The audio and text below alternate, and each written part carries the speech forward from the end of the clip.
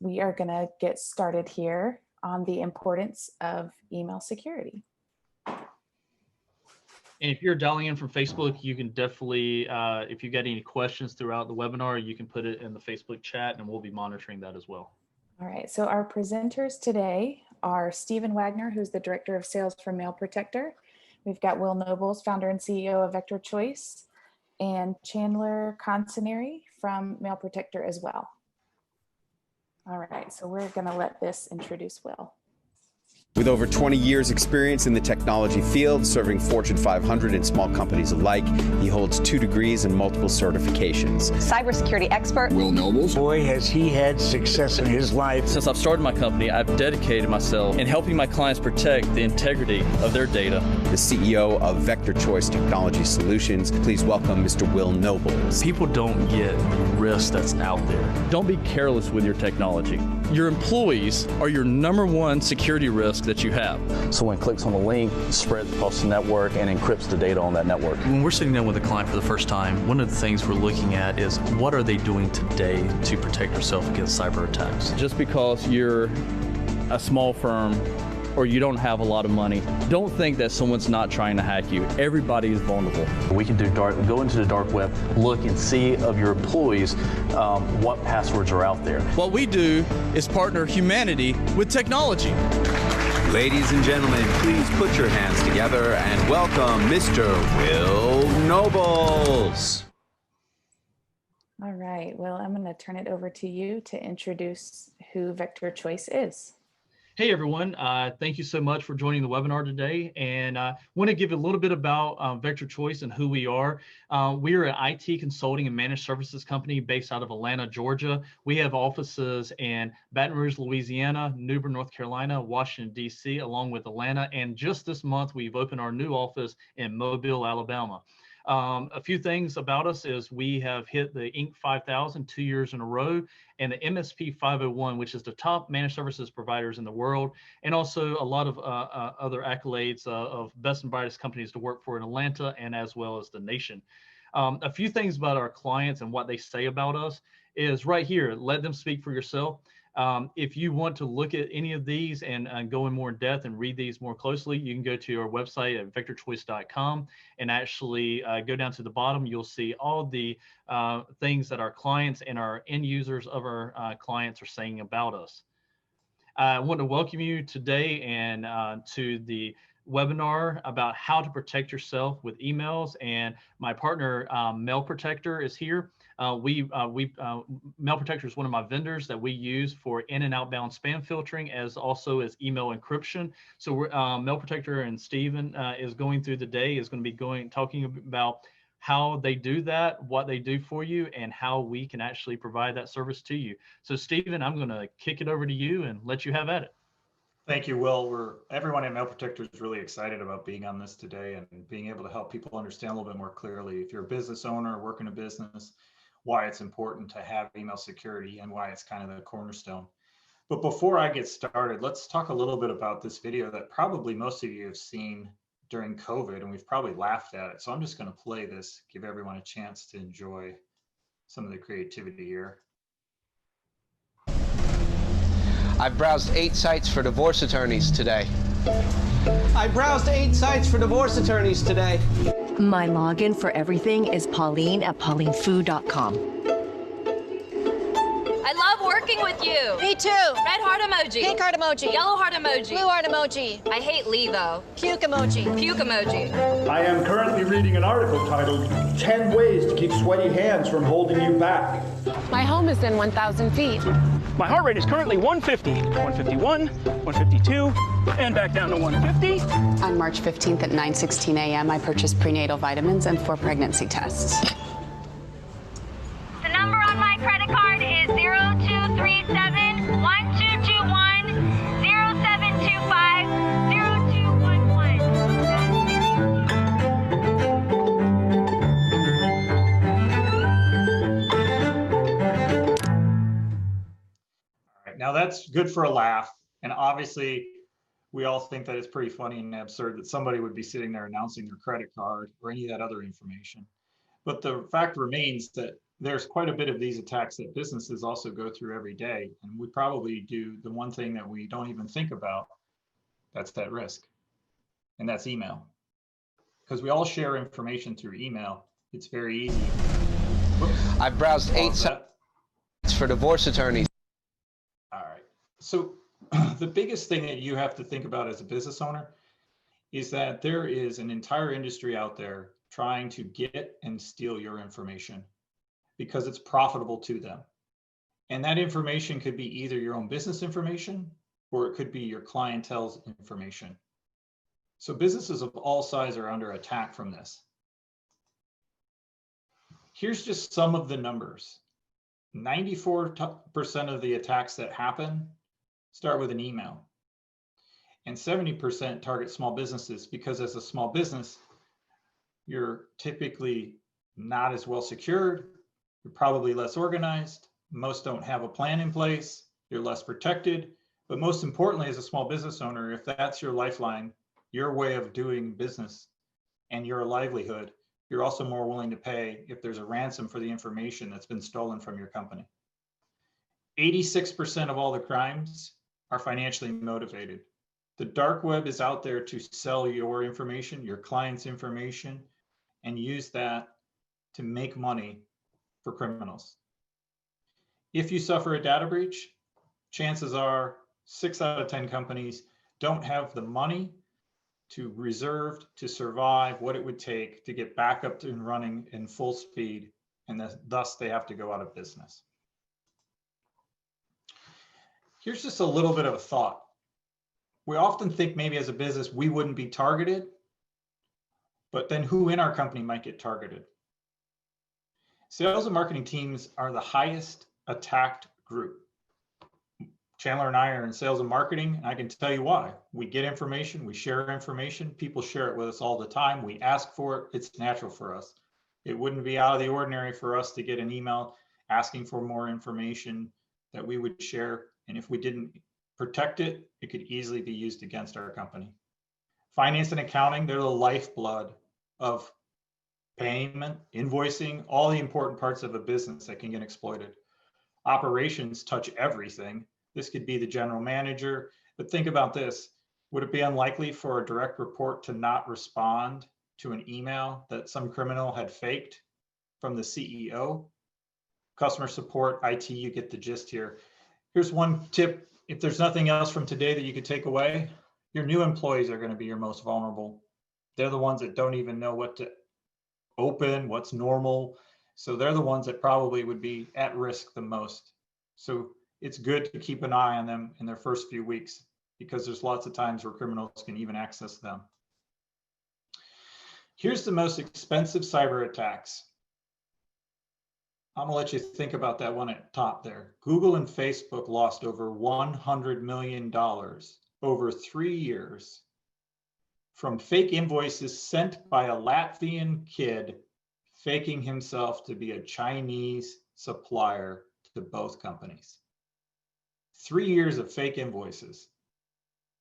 You have all the rest of these are examples of companies who have lost tens of millions of dollars because cyber criminals can come in, see your emails, and then also be able to give that information to somebody else in the company to start paying bills. So it's just one example of what criminals are willing to do and what the profit for just big companies are. But the most important thing is that we also need to think about this isn't just big, because big has lots of cybersecurity teams, they have lots of infrastructure. They want to go to the weakest group. And these are just 3 local examples of companies who've already been impacted this year. Honda Motorcycles had to pay $250,000 to have some of their files returned to them after their emails were read, they were used against them. The city of Florence, Alabama, same thing, had to pay $300,000 in Bitcoin from emails and information that was stolen from them. And then the city of Torrance, California had an even larger ransomware where they were exposed and their information was held at ransom for them. These are just 3. Stephen, just not to interrupt you, but one of the things I agree with what Stephen's saying here, and one of the things I was actually just this morning, funny we're talking about this morning, I was talking to a cybersecurity insurance agent, and if you don't have in your cybersecurity policy that invoice fraud is not included, and most companies will only go up to $500,000 a month in fraud. You definitely want to check with your insurance provider. Just obviously you want to protect your email, but in that safe case, you definitely want to have that insurance. And the last thing I'll add before I turn it back over to Stephen is, if you do have any questions for us, put in the Q&A chat, or if you're on Facebook, put it in the comments. Good, Steve. Great, thank you. And there was an archdiocese of Cincinnati is also right now lost $1.3 million in fake invoices, Will, and they can't get it back because same situation. So invoices are probably the easiest way to fake it. And why is it done so often with phishing attacks like that? It's because it's easy. So how do you protect yourself? You first, I hope today, by just being on this webinar and learning more about this, have to understand one thing. Your company is a target. Your clients, the customers you serve, are also targets. And then you need to start to think about how to protect your company's information. That's one. And two is your client's information. And that's where people like Will can help you with that. Train your staff and yourself. Here's the thing, 91% of us can't discern a phishing attack. That means 9 out of 10 times they're sent, we don't know it's one. And we would probably expose the company or the client's information. So use cybersecurity experts. There's a lot of stuff that goes along with this to set it up correctly and to also make sure that they've assessed everything that you're probably at risk for. And so we really encourage you to reach out to people like Will and be able to get these questions answered and have them come up with the right solutions for you. Here's the reason why email is probably the weakest link. This is postcards. Email is just like a postcard. Whatever you write on it and whoever handles it, if it's unsecured, can be read. I know that might seem strange to some of us. We think, hey, I write it on my computer, I send it to whomever I need to get it to. Here's the reality of it. Hackers have a way to access this in multiple fashions, whether it be stealing it from your Wi-Fi provider. And yes, they attack the AT&Ts and the Comcasts and all of them of the world. They could get it on your machine. They could get it through whoever you use to send it through. That's why it's really important to think about unsecured email is just like a postcard. So what we saw earlier where people were out there walking around giving out their credit card information, we laugh at it, but email is just as insecure in that. We've seen this woman. I've seen her at the airport thousands of times traveling. They're sitting out in the middle of an airport with their credit card in their hand, or ordering something or reading it out to someone on the phone, and we laugh and think, wow, that person's really at risk. Somebody could come by and steal their information. But sending it through an unencrypted email is no different than the person sitting in the middle of the airport with all their company information. And let's be truthful, most business owners share lots of information in email to employees, especially now with all of us working from home. Whether it be sharing your credit cards with the accounting person or somebody on your team to pay for a service or to give access to one of your accounts. We do it all the time, and it can be easily seen and easily used and exploited against you. 53% of employees receive unencrypted risky data via email and attachments every year. So your employees are doing the same thing. They are receiving and sending all of this unencrypted. In addition to that, we on average send 15 attachments every day.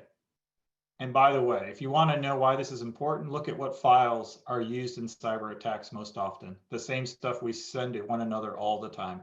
How many times have we gotten documents, PDF files, text files, images? All of this stuff is commonly used and easily to exploit.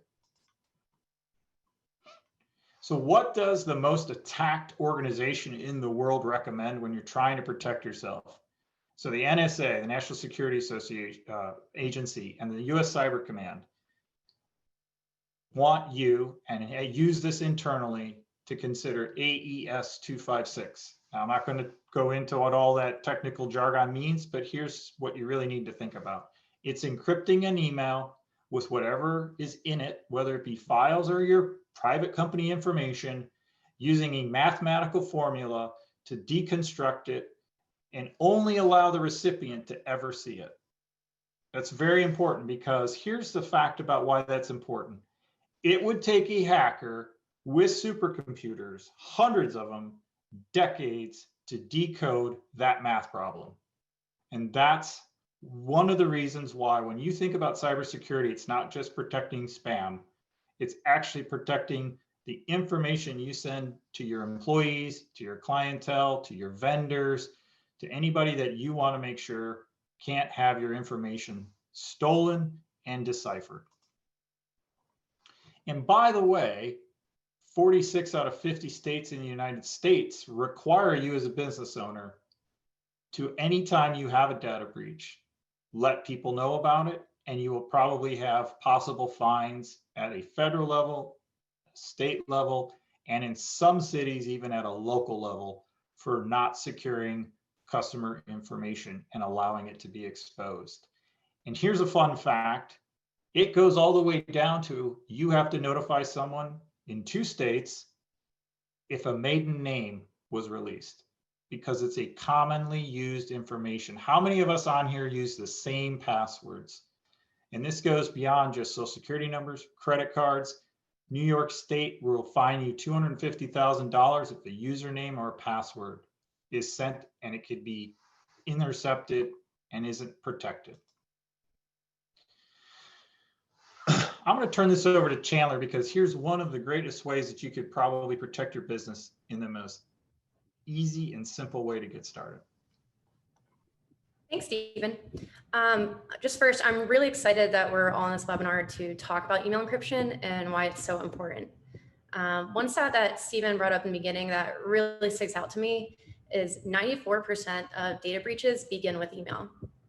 So after hearing all of these examples of everyday hacking and how it's all around us, you're probably wondering, what is the easiest way that I can ensure my business is protected? I'm going to tell you it is through bracket encryption email. It is so simple to use. All you do is wrap brackets around the subject in your email.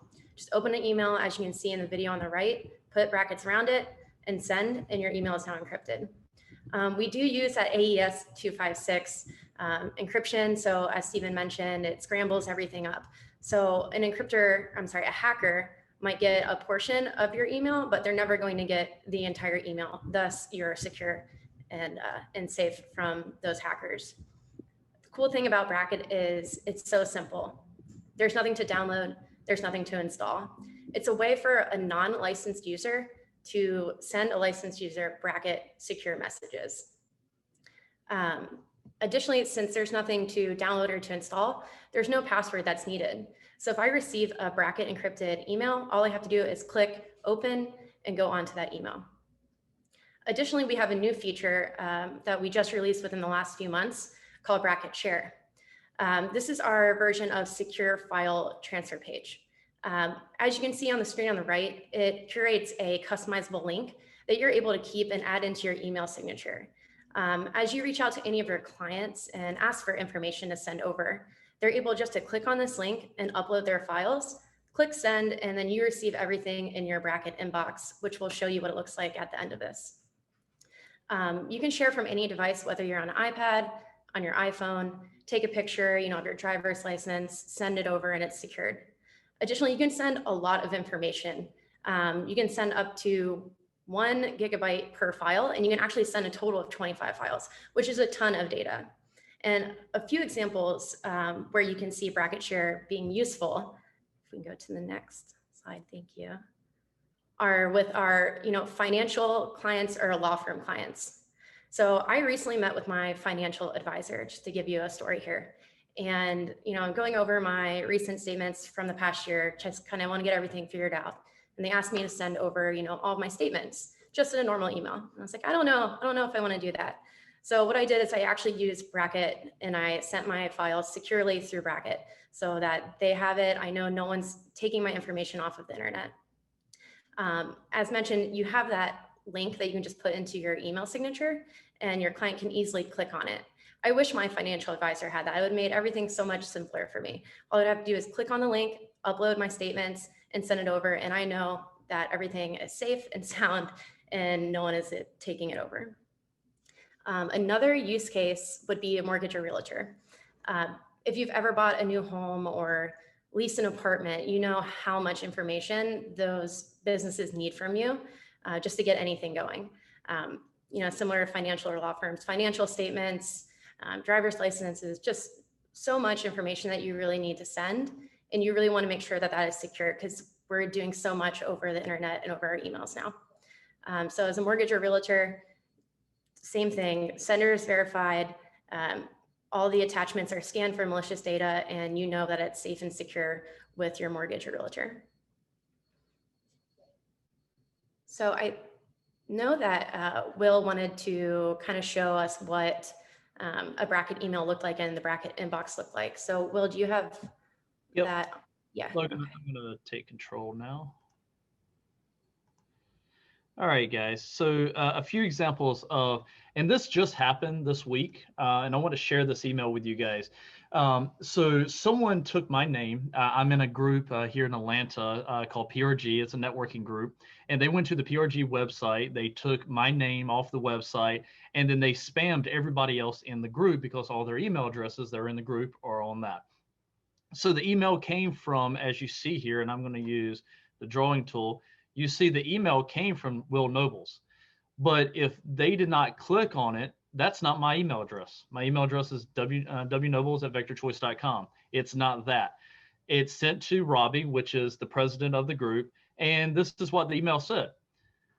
Well, that did not come from me, but the thing about it, they had so much valid information. I was out of town. The group is called the Professional Resources Group.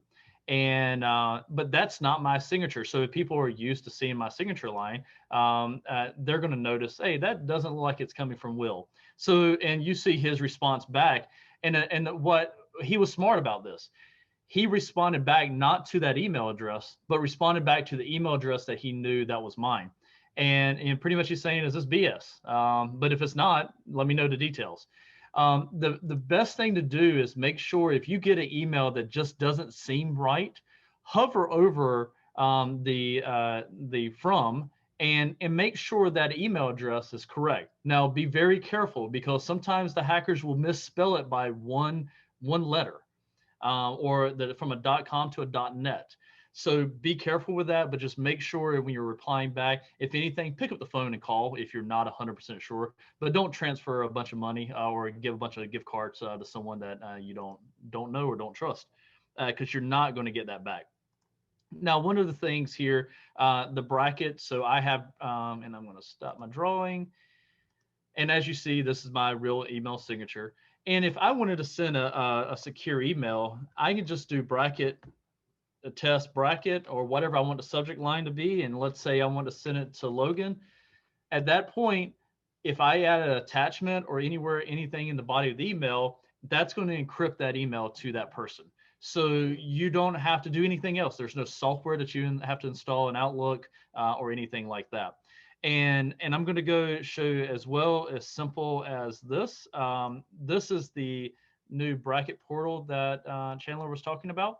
So bracket.email/Will Nobles. So this is actually my personal bracket. So if you need to upload files to me, it's going to come straight to me and no one else in the company. You just put your email address. So let's say if it's Logan trying to send the message to me, she can put in whatever she would like in the message, and then she can add the files and hit send, and that's going to encrypt, even though that, let's say Logan works for another company and does not have encryption. That gives the ability so you can share, just like, especially with realtors or closing attorneys dealing with consumer, they're not going to have encryption to send to you. So besides you having to send an initial email and then they respond back from that, you can actually just say, hey, upload all your files here. So that gives you the benefit of using that. And I hope that helps you guys understand the difference. And again, if you have any questions, put in the Q&A or the chat, and we will definitely answer those for you. So one of the things, and Logan, I'm going to let you take sharing back.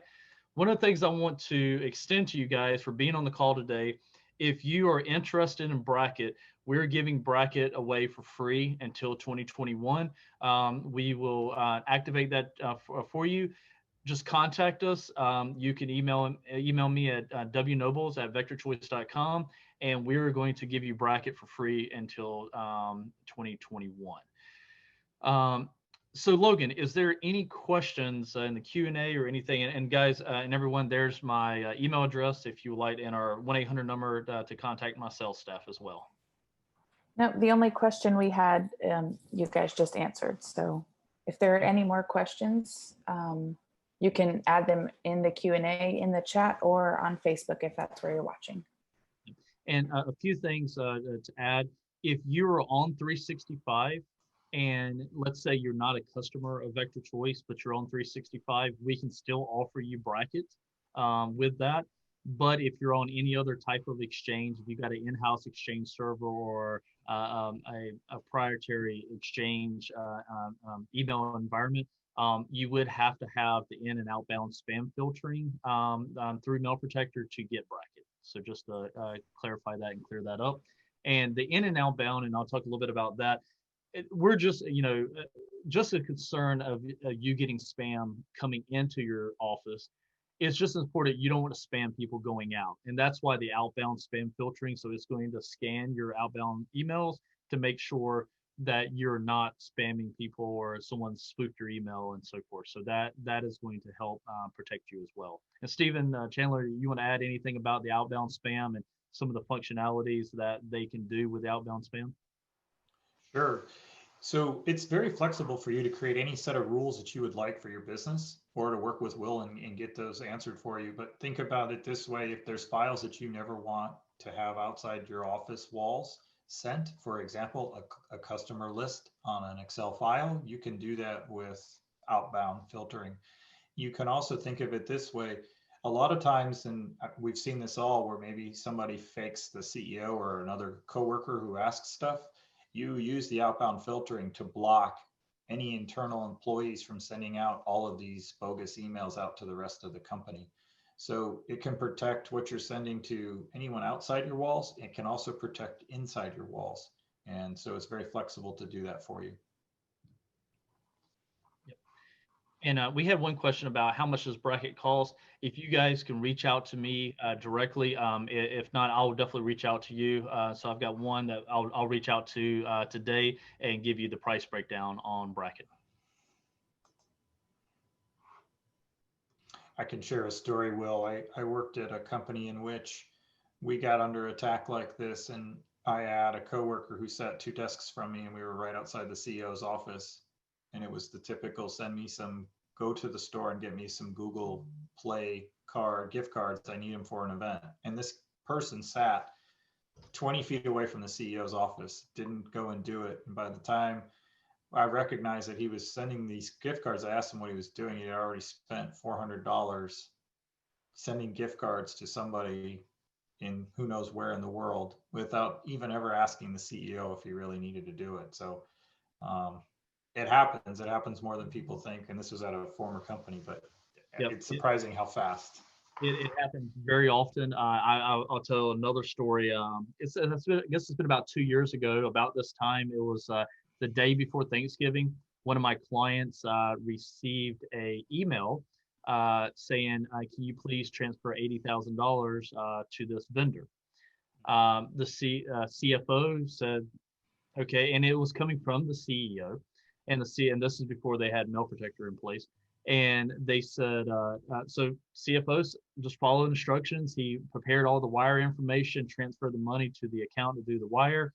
He gave the paperwork. He walked in, told the CEO, said, "Hey, I'm in a hurry. I'm going to leave for Thanksgiving with my family. Do you mind driving this to the bank?" And of course, CEO being busy said, "Absolutely, I'll take care of it." He starts walking out of the office. He looks at the wire transfer information. He's like, "I don't recognize this vendor." So he called the CFO as he's driving with his family. He says, "Hey, who's this vendor?" And he said, "Well, you're the one that sent me the email to tell me to transfer the money." And needless to say, I was the next call that the CEO made to. So it can happen that easily that people get busy, especially with Thanksgiving and Christmas and the holidays coming up. Be very aware of what type of emails you're getting because people are running around trying to get out for vacation, and don't be so big of a hurry that you waste a lot of money. Yeah, if everyone, just to give you a heads up, the most common one happening now is they will spoof you thinking that an Amazon order is being held up, and they'll want you to go in to verify it to release the package you're going to get during the holidays. It's a very well-known scam, and by the time you're in there and you've given any information, they've already started to take your credentials, your financial information. It's very easy to get that information very quickly, and then they go out and they resell it, or they use it later on to come back and attack you. One thing with Bracket, I want to remind everyone too, you have full control over an email you send through it, meaning that if I send an email to Will and Will would like Logan to read it, I have to give Will, I would go back in and then allow Logan or add Logan to the message. That's part of what makes the encryption so powerful, is that you're in control of who sees it, and then you can even recall the message so that you have the ability to make sure that that information isn't out there. You can even set a timeline on it. You could say, I don't want this message to last for more than a few days. So some of the things that make that powerful is just the ability for you to have complete control even after you've sent it. Yep. Yeah, and there's so many stories. I've had a client sitting at the dentist office, and there was and asked to get 10 Amazon gift cards for $100 each and mail to send to this address, and they actually replied back and forth, and they carried on the conversation with the controller, and the actual CEO. She just happened to know, well, wait, the CEO is actually at the dentist right now. So why is he sending me this information? So be aware of what's going on, because the stories can go on forever. Someone got this email from our CEO spam email. Hello, hope you don't have much on your plate. Well, in case you do, kindly peg it because I'm having to task you to carry out urgently. Drop your cell phone so I can brief you about it all. One, it's poorly misgrammared spelling, and if your CEO would never say the word peg or too much on your plate, and I don't think any CEO ever says that you got too much on your plate. So be aware of those types of emails as well. That happens a lot when coming from a CEO is asking to do something. And the question was, what is the impact of giving out a cell phone number? I mean, you're not giving any financial information, but they can start spamming you on your cell phone. I mean, there's all other types of ways to hack through that. So just be aware. I wouldn't give your cell phone number out to someone that, especially an email that that is written in that manner. So, one other thing I can add, if you're not familiar with this, if you give out that cell phone number, you can reverse look it up, and I can find out who you are. I can find out if the cell phone is in your name or your spouse's name, your address. I could send you text messages, and then when I got text messages sent to you, I can start to put links in those text messages. For example, your package is delayed, your bill at AT&T or Verizon is delayed, or you've overspent on your bill. They create urgency from it, and then they're going to target you by trying to make it look like something's going to hit you financially to make you give up your information. And so that's a very common trick, and that's why they want your cell phone number. Yep. All right, Logan, any more questions? I hope this was good. No, we don't. Yeah, we don't have any more questions. Okay. Well, everyone, I hope this was very helpful to you today to understand the risk of email and some of the things, especially with the holidays coming up, and some of the things to expect. The list can go on forever, so just be aware of emails that you're getting. Definitely double check, hover over and make sure the from is actually the email address that of the person. And just be aware of those types of things. If you're interested in Bracket or any of our services, please reach out to us and we will be able to assist you. Stephen and Chandler, thank you guys so much for being on with me today. Likewise. Thank you very much for hosting us. We're very excited to be a part of this. No problem. Yeah, thank you. Well, guys, again, thank you so much for joining everyone, Facebook and here. And I look forward to serving you guys later. We have some more webinars coming up in December. We have only one webinar because of the holidays. We're going to be talking about LastPass and securing your passwords and not using Google Chrome or IE to save your passwords in that, because it saves in clear text. You'll be getting emails about that if you're interested in signing up. And I look forward to having you guys on the next webinar. Have a wonderful rest of the day. Stay safe, everyone.